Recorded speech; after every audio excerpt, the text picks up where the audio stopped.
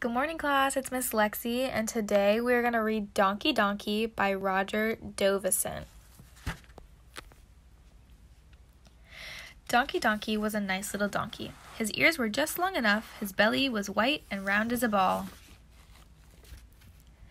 Donkey Donkey had many dear friends. Here are some of them, and here are some others. Pit and Pat, the horses, and Hector the dog were also his friends.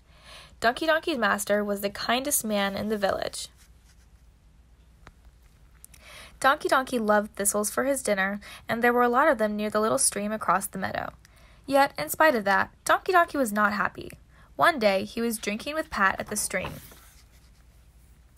He saw Pat's head and his own in the water. He thought Pat looked so beautiful with his small ears, and he so ridiculous with his long ones, that he became very sad and would not eat any more. Donkey Donkey at last went to see Hector. Hector was very clever. He knew all sorts of tricks. He could tell his right paw from his left paw, and so on. Surely his advice would be good. "You poor donkey," said Hector. "I know what's wrong with you.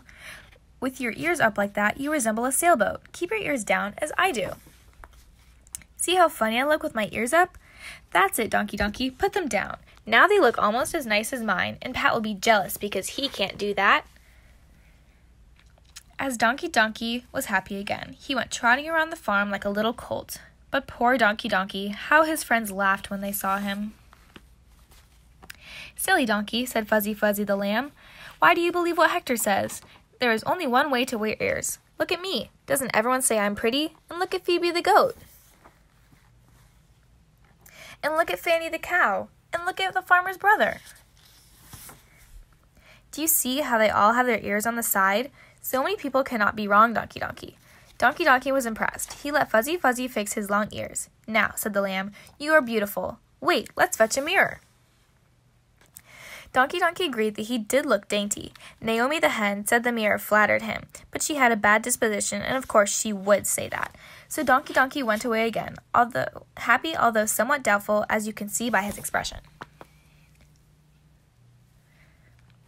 This is the stable door with a scythe hanging on a big nail, and Donkey Donkey was just about to enter. He entered as usual, but unfortunate donkey, the wicked nail met his ear and pierced it painfully. Donkey Donkey was sadder than ever. He cried all night long. It was very unpleasant for his friends. They could not sleep. They were quite angry with him. The next day, Donkey Donkey decided to consult Rosa, the mother pig. She was not known to be very clever. She ate and slept so much. But she was a very honest person. Rosa listened attentively to Donkey Donkey's grievances. "Let me think," she said, and she closed her eyes to think more deeply. But pigs have slow minds. Donkey Donkey waited a long time. He counted up to 100, but Rosa was still thinking. I suspect, in fact, that she went to sleep. At last she opened her eyes and she said, "Donkey Donkey, I don't know much about making people look prettier, but I can give you some practical advice.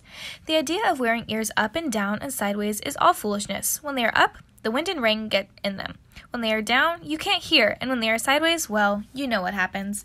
But if you keep them in front like mine, then you don't need an umbrella. You laugh at the sun and the rain, and you can hear well. Ugh, ugh." And Rosa, who had never spoken so much in her life, went to sleep. Donkey Donkey tried it at once. He thought it was a really good idea. 2 days later, there was a lot of wind and rain. Pat caught cold and had the mumps. He had to stay in for a week. He was very much ashamed. Donkey Donkey did not catch cold. He was delighted, although he felt sorry for Pat, of course. But this is to show the inconvenience of wearing one's ears in front and not being able to see the sun and other things up in the air. Mr. Jones the farmer was painting his house. His ladder, being too old, broke. Mr. Jones fell. He fell on Donkey Donkey's head, and they both fell to the ground, and Donkey Donkey was very ill. The doctor was called in. He bandaged his wounds. He pulled his tongue. He felt his pulse. He put him on a scale. He listened to his breathing, and then he gave him some bad-tasting medicine with a spoon. But Donkey Donkey's wounds were soon healed. But he was still unhappy about his ears. Everything he tried had failed. As he was brooding over these sad things, Daniel the little sparrow perched on a nearby fence. He said, "Donkey Donkey, silly donkey, you aren't a dog, you aren't a lamb, you aren't a pig, you are a donkey. Keep your ears up as donkeys do. Twit, twit, twit." And Daniel flew swiftly away.